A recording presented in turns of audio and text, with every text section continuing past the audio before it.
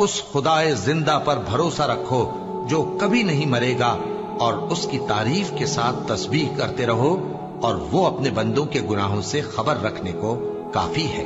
وہی جس نے آسمانوں اور زمین کو اور جو کچھ ان دونوں کے درمیان ہے 6 دن میں پیدا کیا، پھر عرش پر جلوہ افروز ہوا۔ وہ جو رحمان یعنی بڑا مہربان ہے، تو اس کا حال کسی باخبر سے دریافت کر لو۔ اور جب ان کفار سے کہا جاتا ہے کہ رحمان کو سجدہ کرو، تو کہتے ہیں اور رحمان کیا ہوتا ہے؟ کیا جس کے لیے تم ہم سے کہتے ہو ہم اس کے آگے سجدہ کریں؟ اور وہ اس بات سے اور بدکتے ہیں۔ بڑی برکت والا ہے وہ جس نے آسمان میں برج بنائے اور ان میں آفتاب کا نہایت روشن چراغ اور چمکتا ہوا چاند بھی بنایا۔